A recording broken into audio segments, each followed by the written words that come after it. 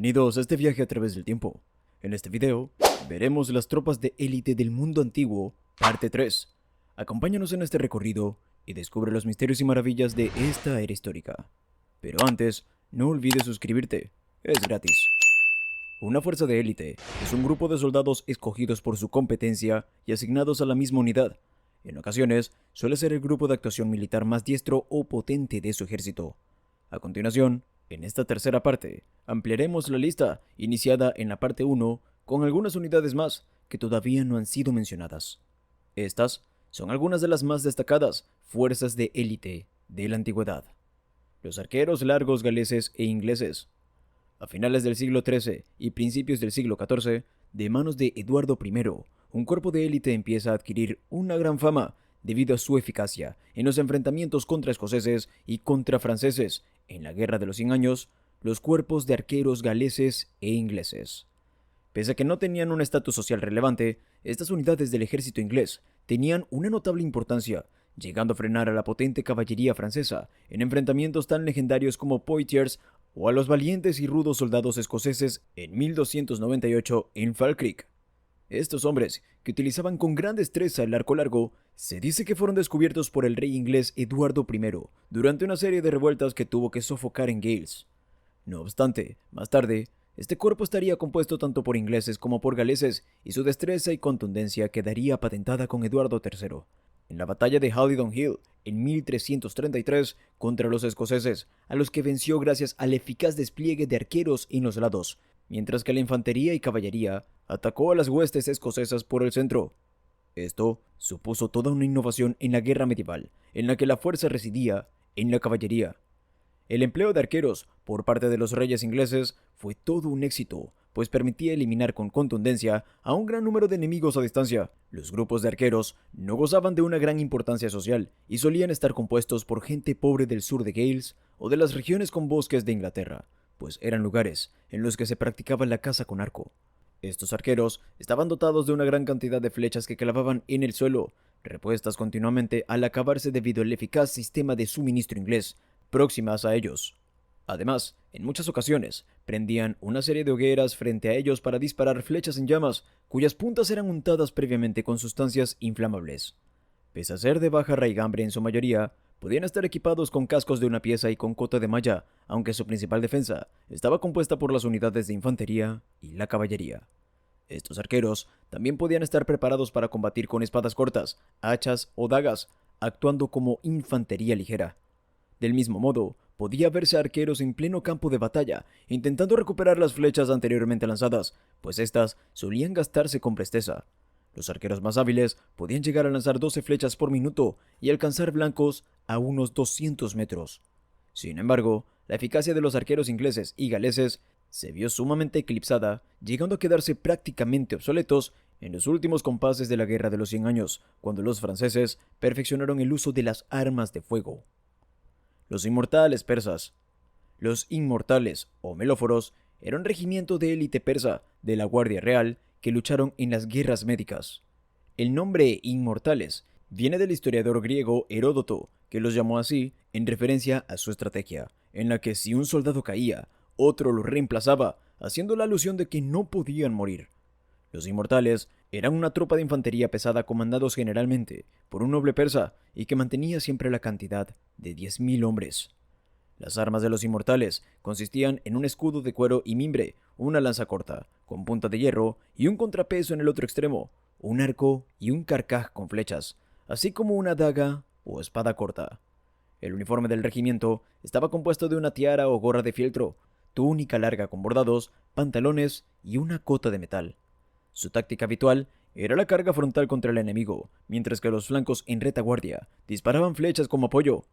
Al regimiento le seguía una caravana de carros, camellos y mulas que transportaba a sus mujeres y sirvientes. Los inmortales participaron en las batallas de Maratón y Termópilas y formaban parte de las tropas persas que ocuparon Grecia en el 479 a.C. bajo el mando de Mardonio. Los inmortales, al mando de Darío III Codomano, fueron derrotados por Alejandro Magno en la batalla de Isos en el 333 a.C. Los cipayos de la caballería turca. Un cipayo, o cipai, era un miembro de una tropa de caballería de élite, incluida dentro de las 6 divisiones de la caballería del ejército del Imperio Otomano. El Sipay era el titular de un feudo otomar, concedido directamente por el sultán otomano y tenía derecho a todos los ingresos del mismo, a cambio de sus servicios como militar. Los campesinos del Timar eran posteriormente añadidos al mismo. El cuerpo militar de los Sipay fue probablemente fundado durante el reinado de Mehmed II. Eran la más numerosa de las 6 divisiones de caballería otomanas y eran el homólogo a caballo de los genízaros que luchaban a pie como infantería de élite. Los Sipay eran adiestrados bajo una estricta disciplina, con duros entrenamientos físicos y enseñanzas en el manejo de armas de la época y tácticas militares, así como una impecable educación. Durante este adiestramiento aprendían diversos idiomas, literatura y contabilidad. Solo aquellos que demostraban ser lo suficientemente fuertes durante el periodo de instrucción alcanzaban el rango de un Sipay verdadero, normalmente a la edad de 24 a 25 años. Así era que en tiempos de paz, los Sipais eran los responsables de la recaudación de impuestos. Esta guardia era tan fuerte y poderosa que al sultán Selim I le fue mostrada cuando el descontento de muchos de estos cipayos causó muchos disturbios y el incendio de la ciudad de Constantinopla. Maquiavelo los nombraría en su libro El Príncipe, donde los adulaba como una excelente guardia con mucho poder, tanto que ni una rebelión de todo el Imperio Otomano los podría detener. La Guardia Varega bizantina. La Guardia Varega eran hombres de origen escandinavo que conformaron una unidad de élite, adaptada como guardia personal del emperador de Bizancio.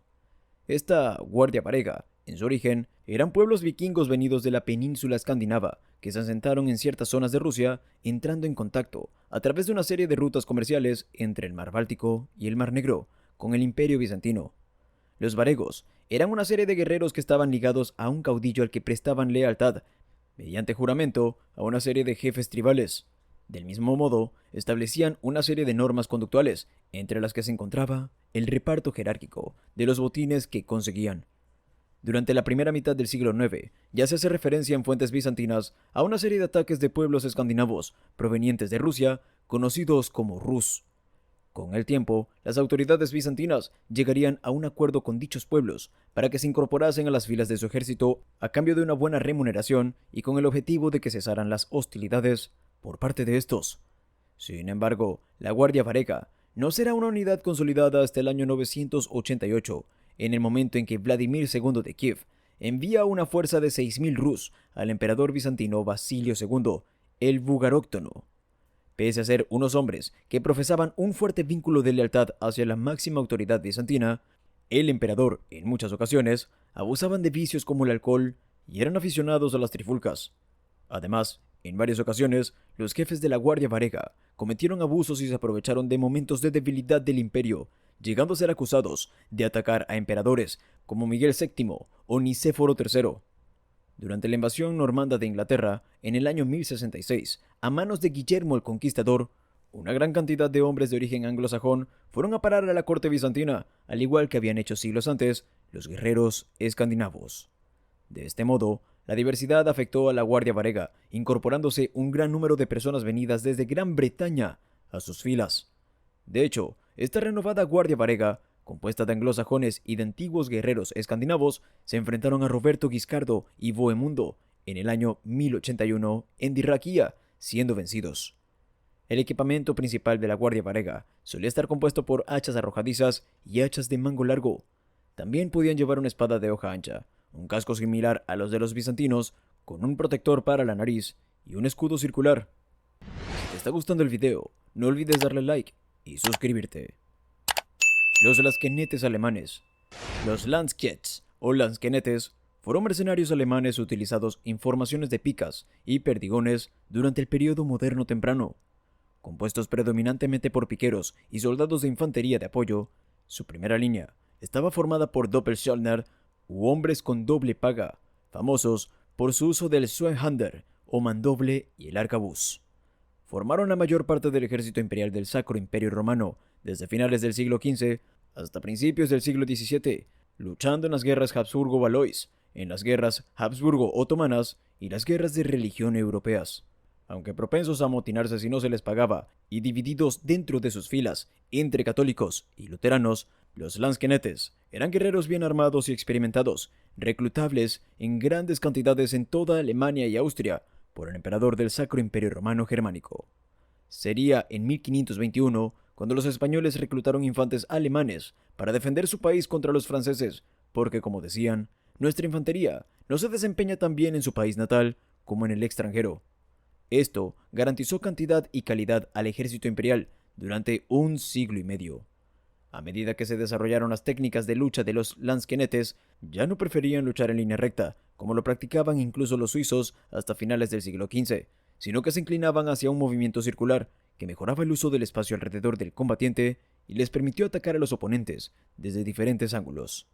La formación en el círculo, descrita como el caracol, se convertiría en el sello distintivo del combate del lansquenete.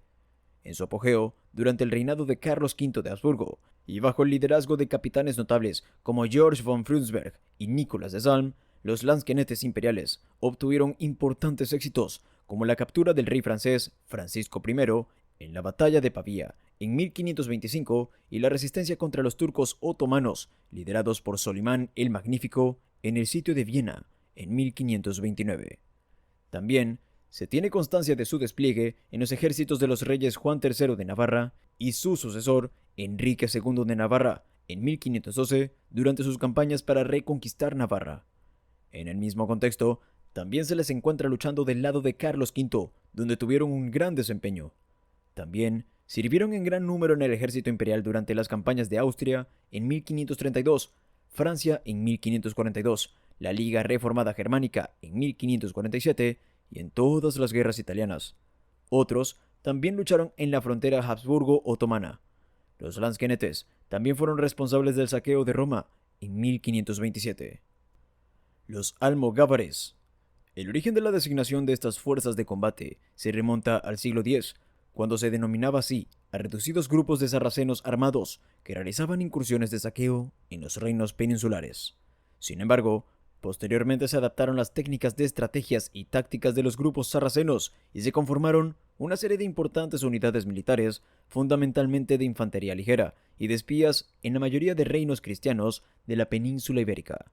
Estos tuvieron un papel especialmente relevante durante los siglos XIII y XIV en la empresa mediterránea de la corona aragonesa, llegándose a enviar a la Compañía Catalana, compuesta de almogávares y al mando del alemán Roger von Blum, más conocido como Roger de Flor, como mercenarios al Imperio Bizantino en el siglo XIV para combatir a los diferentes sultanatos turcos que infestaban Anatolia desde Manzikert.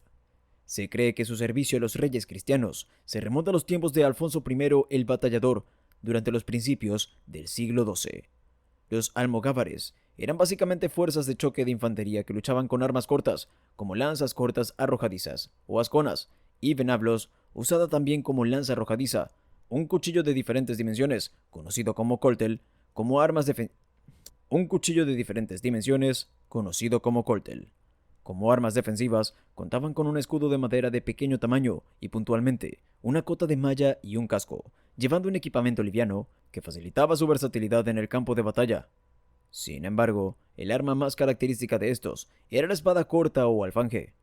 Se dice que uno de los rasgos más destacados de un almogávar, además de su vestimenta humilde, su gran barba y su desarrollada capacidad de supervivencia, era su puesta en escena, pues llevaban consigo un pedernal contra el que frotaban sus armas antes de entrar en batalla, haciendo que saltaran grandes chispas, lo que, sumado a sus gritos como «Desperta ferro, Aragó, Aragó» o «Despierta hierro» en catalán, consigna específica de los almogárabes de la corona aragonesa, infundía un terrible pánico entre las huestes rivales. Para los almogávares, la guerra era una forma de vida, pues combatían a cambio de un pago por parte de nobles y reyes, y cuando no se encontraban guerreando, se podían localizar fácilmente en territorios fronterizos, desde los cuales emprendían saqueos en suelo musulmán. También solían hacer negocios con la venta y rescate de prisioneros capturados en batalla. Sus cualidades llegaron a ser reunidas en las 7 partidas de Alfonso X, entre las que se encontraba la agilidad, la resistencia y la fortaleza. Además, estos se encontraban estructurados de manera jerárquica, situándose en la cúspide del adalid, que era el guía de estas fuerzas. Estos dirigían también a sus tropas en el campo de batalla. Bajo los adalines se situaban los almogávares, que combatían a caballo, y el almocatén, que ejercía como una especie de capitán de pequeños grupos en el campo de batalla. Finalmente, en la base de la pirámide jerárquica, encontramos al almogávar, que ejercía como peón y que componía el grueso de las tropas de infantería. Para poder llegar a Adalid, se debía haber empezado por este rango y haber atravesado en orden creciente todos los rangos anteriores. En el campo de batalla, se posicionaban al frente y en los flancos del ejército del que formaban parte, divididos en pequeñas unidades de entre 10 y 15 hombres, y además practicaban la guerrilla, atacando por sorpresa los campamentos enemigos y sus líneas de suministros. Pese a combatir fundamentalmente a pie y sin necesitar el apoyo de un número notable de hombres a caballo, como se requería en la mayoría de ejércitos medievales, eran capaces de preparar el campo de batalla para hacer a la caballería enemiga inefectiva, a la par que cargaban contra la misma, yendo equipados únicamente con armas ligeras, lo que supuso toda innovación en Europa. Los almogávares también eran capaces de luchar contra caballeros, arrojando sus lanzas contra ellos e introduciéndose entre los jinetes rivales, atacando a los animales o cortando las monturas que sustentaban al jinete. En la lucha de cuerpo a cuerpo, los almogávares resultaban letales, llegando a atacar a los rivales con sus propias manos si la situación así lo requería. Los húsares. El origen de la palabra húsar proviene del húngaro, que significa 20, ya que el húsar formaba parte de un escuadrón de caballería de 20 jinetes. Los primeros húsares fueron reclutados por el rey Matías Corvino de Hungría en 1485 durante la guerra contra el Imperio Otomano, en la que se enfrentaron con éxito contra los jenízaros turcos. El modelo fue copiado y evolucionó en otros ejércitos, en primer lugar por los polacos. Los húsares alados polacos, llamados así por una especie de alas de 1 metro aproximado de longitud que llevaban en la espalda, fueron un cuerpo de caballería pesada, a diferencia de otros húsares europeos. Los polaco-lituanos se enfrentaron con el ejército de Gustavo II Adolfo de Suecia. También salvaron a Viena del asedio de los turcos en 1683 y en muchas más batallas. Los austríacos recurrieron asimismo a los húsares húngaros. Federico el Grande hizo mucho uso de los húsares en la Guerra de Sucesión Austríaca. Los ingleses emplearon húsares que provenían de Hesse, Alemania, durante la Guerra de Independencia de los Estados Unidos. En sus primeros tiempos, el equipo del húsar constaba de un sable de caballería, una lanza y una armadura ligera. Su principal forma de ataque consistía en una carga compacta con lanza contra tropas de infantería. Sirvieron igualmente para misiones de reconocimiento y para efectuar incursiones de aprovisionamiento para el ejército en marcha. En el combate, su función consistía en hostigar al enemigo, apoderarse de baterías de artillería o perseguir a las tropas en retirada. Con el tiempo, se convirtieron en tropas de élite, luciendo un vistoso uniforme de característico sombrero chacó provisto de pluma o pompón. Su armamento dejó de ser la lanza para ser sustituido por una carabina ligera y pistolas, pero conservaron el sable, elemento típico también del húsar a pie o a caballo.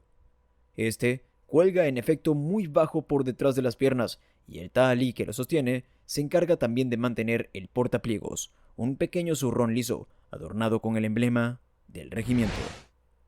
Si te gustó este video, no olvides suscribirte y activar las notificaciones para ver más contenido como este.